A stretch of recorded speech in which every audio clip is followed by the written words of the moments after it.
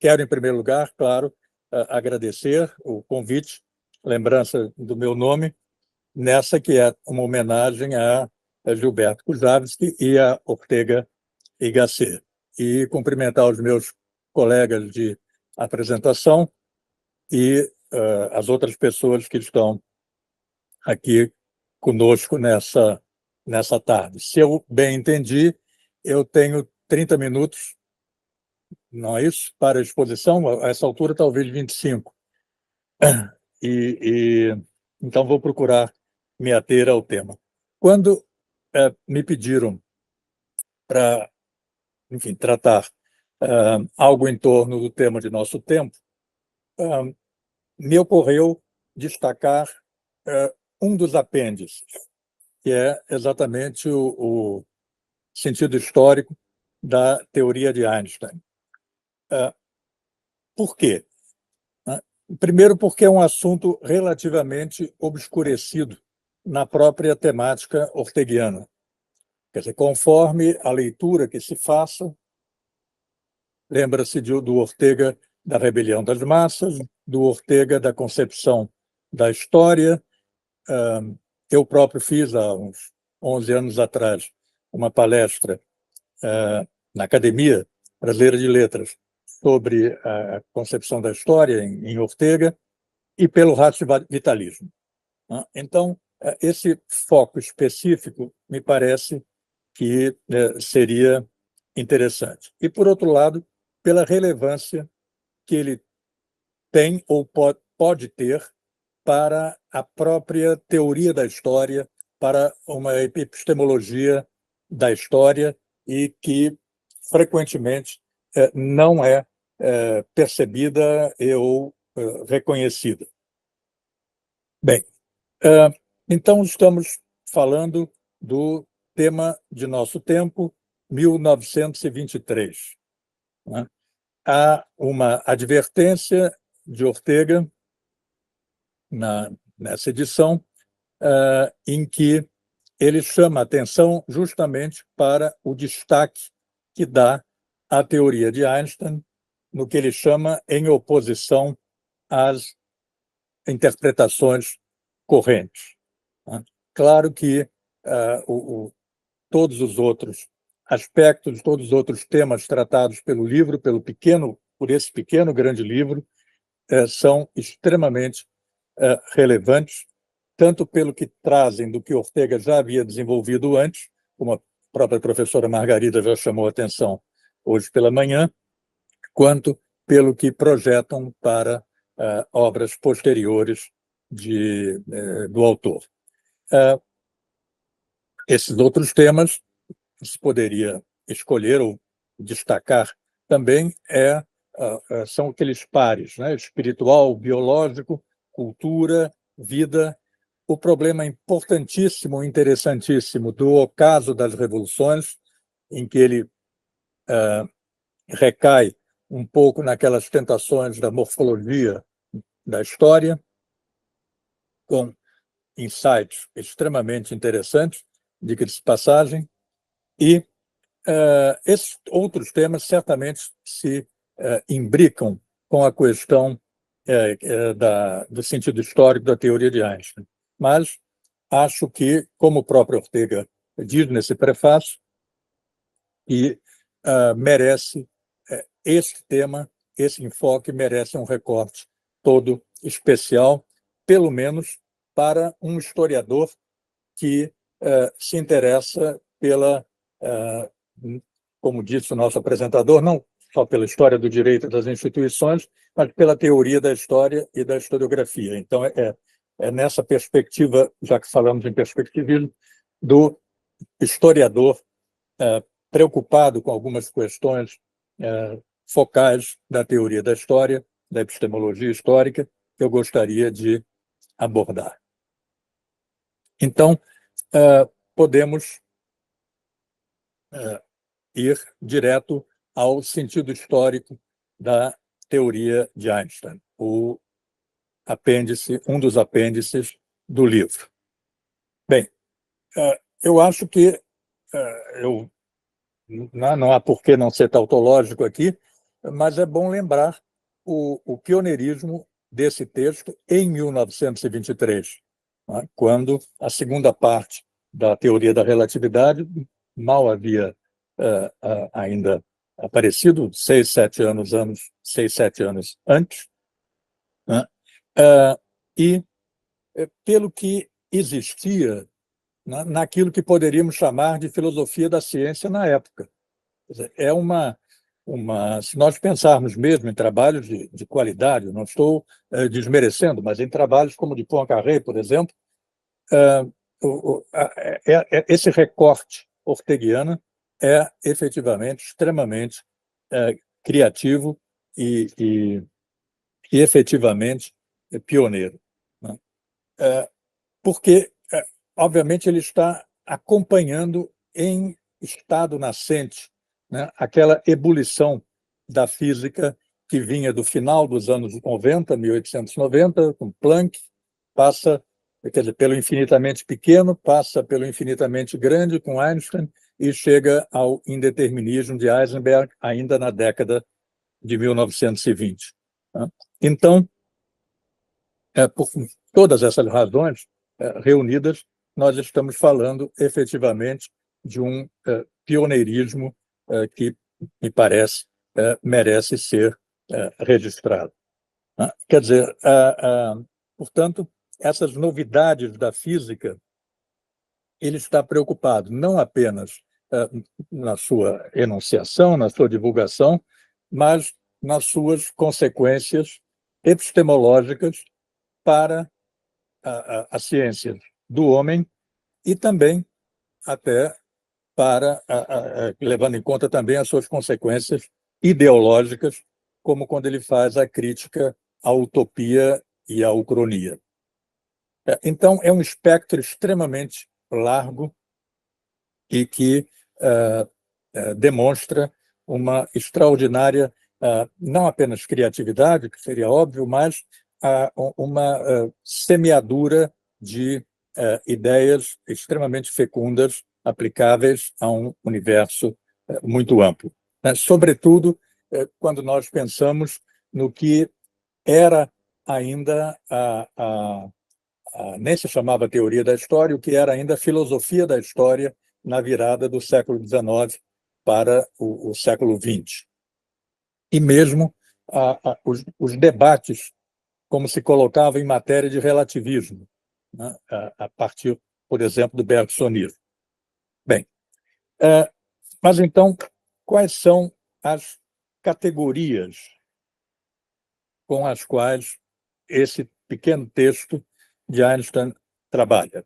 Como todos sabemos, já que eu estou falando num grupo muito próximo do pensamento orteguiano, as categorias são aquelas que ele lista um pouco didaticamente, né, no texto, que ele distingue, e que vai demonstrando, fazendo o contraponto com o pensamento anterior, particularmente o racionalismo tradicional. Em primeiro lugar, é que ele chama de absolutismo, em que ele compara a perspectiva newtoniana com a perspectiva einsteiniana. Quer dizer, essa ideia estava no ar, no ambiente da física, mas não ultrapassava os muros da física naquele momento. Trazer isso para o campo das humanidades, da filosofia e da história, enfim, pensamento sociológico também, sem dúvida representa algo de revolucionário e frequentemente incompreendido, porque eu creio que se uma boa parte desse pensamento, tão sinteticamente exposto, tivesse sido efetivamente percebido e aplicado, nós não entraríamos em algumas rotas que ainda na segunda metade do século XIX entramos nós, que eu digo, sobretudo os historiadores e aqueles que trabalham com a teoria da história, sem contar os filósofos. Bem, então, O que é que ele está chamando de absolutismo? Ele está comparando a concepção newtoniana da percepção, da compreensão relativa de uma realidade absoluta à ótica einsteiniana da percepção absoluta de uma realidade relativa.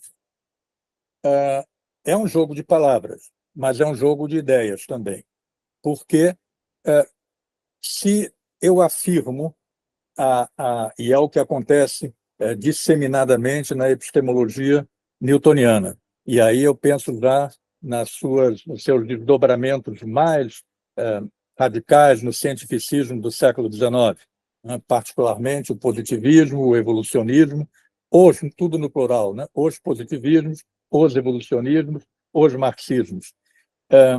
Nós encontramos justamente a ideia de que a nossa percepção, a ideia de fundo newtoniano, alguém pode dizer, bom, mas isso é mais Clarke que Newton. Bom, eu não estou fazendo história da ciência, estou preocupado em trazer essa extrapolação para o pensamento newtoniano, orteguiano.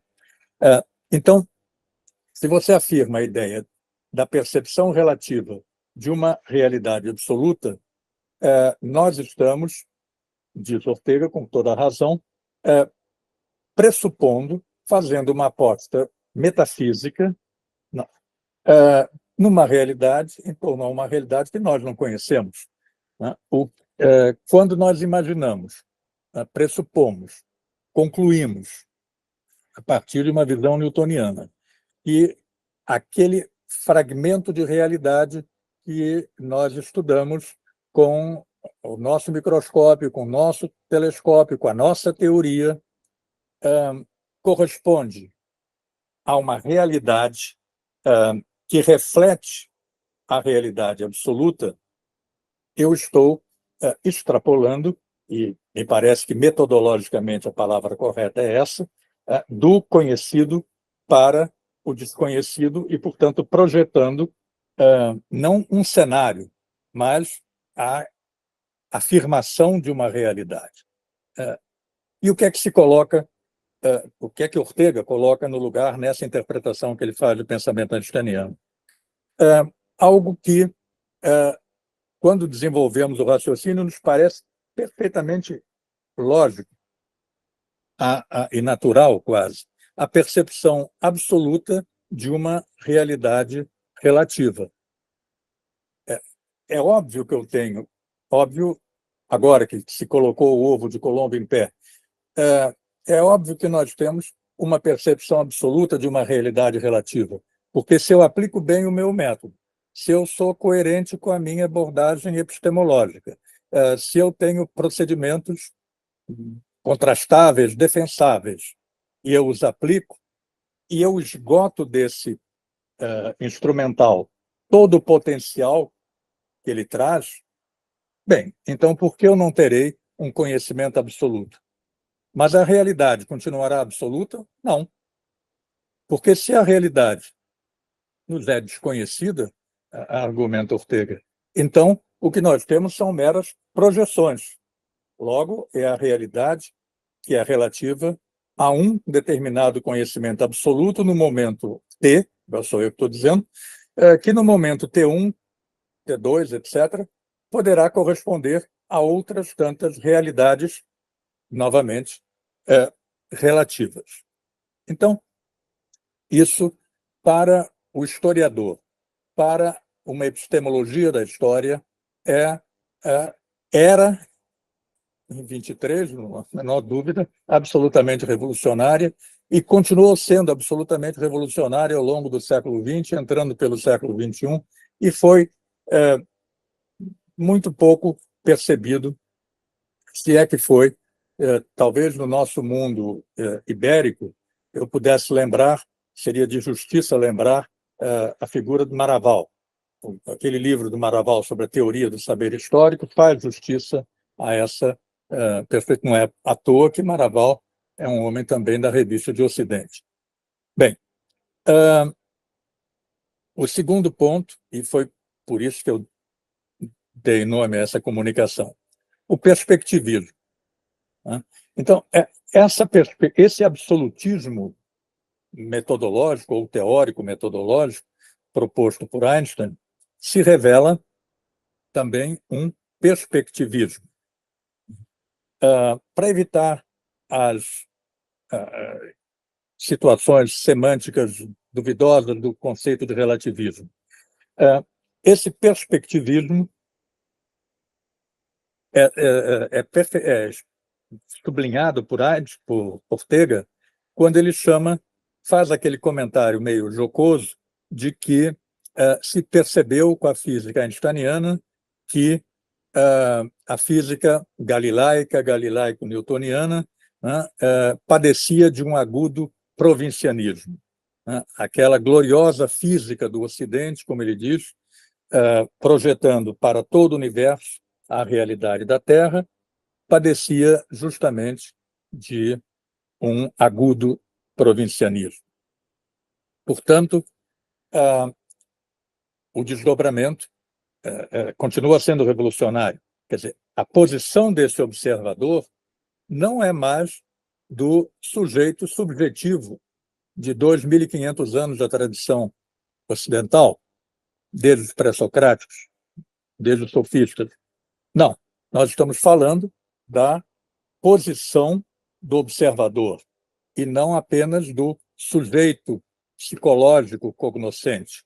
Isto é, não esse sujeito subjetivo, mas um sujeito com determinado instrumental, com determinado ponto de vista, com determinada posição. Não posição ou ponto de vista ideológico, projetando vontades numa perspectiva meramente volitiva. Não.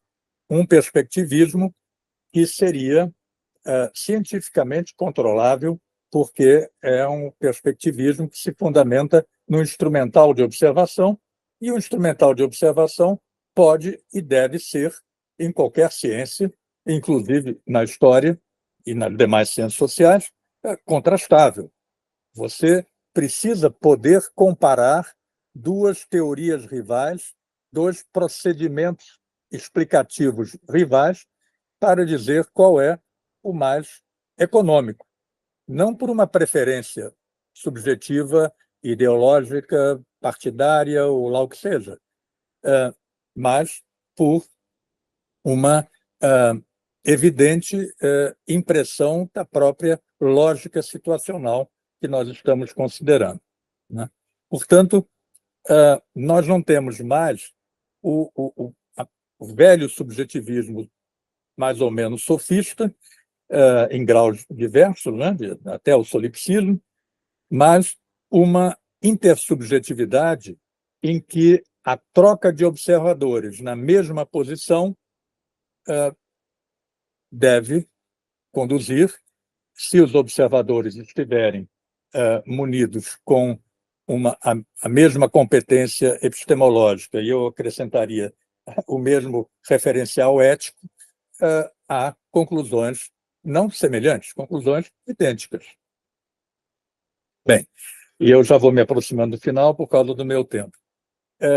Os outros aspectos que derivam desse raciocínio também são extremamente importantes, sobretudo para nós na história, e que eles denominam o anti-utopismo ou anti-racionalismo, né? Que também é algo de uma lógica de ferro, né? Contra um não-lugar que pretende valer para todas as interpretações, a construção de um universo exemplar que vê a racionalidade como a verdadeira realidade. Ora, se o real é igual ao racional, em boa lógica hegeliana, nós temos um belo triunfo, outro belo triunfo da utopia e ou da ucronias, se projetarmos isso para o passado.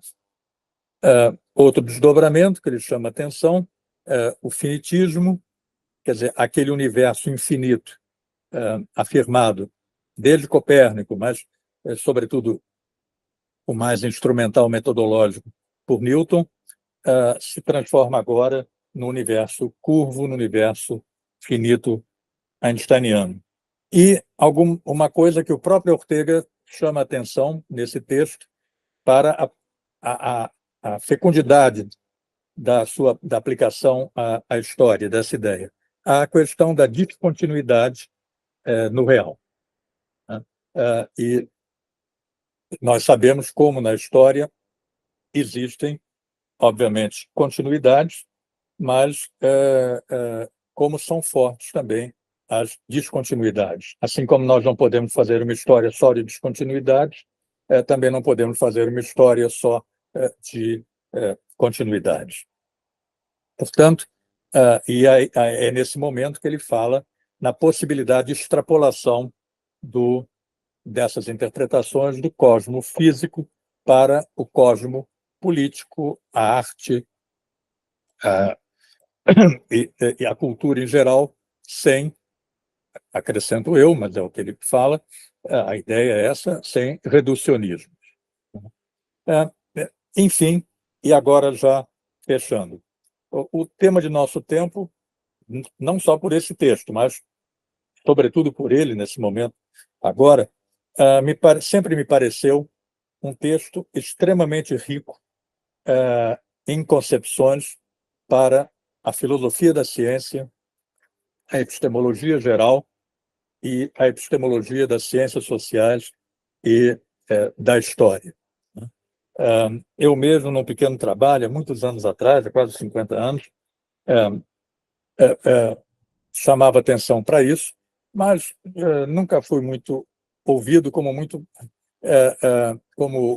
o texto do Maraval também transitou em julgado muitas vezes, e, enfim, é uma pena porque se o texto de Ortega tivesse sido melhor percebido, melhor recebido, certamente nós teríamos evitado vários daqueles falsos problemas, como Lucien Febvre gostava de chamar,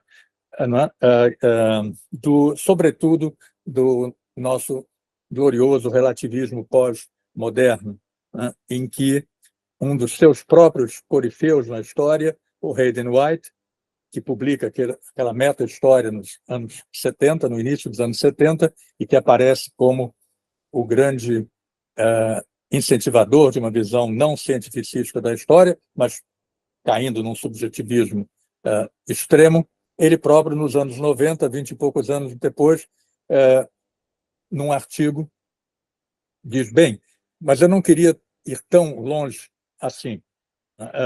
Não quero chegar ao solipsismo, não estou negando a inviabilidade de um conhecimento intersubjetivo na história. Mas isso é apenas um exemplo. Quer dizer, o que fica, me parece, desse pequeno, grande trabalho de Ortega é exatamente essa contribuição fecunda para as virtualidades de uma epistemologia da história, que é o campo onde eu acho que ele pode ainda render muitos frutos. Muito obrigado.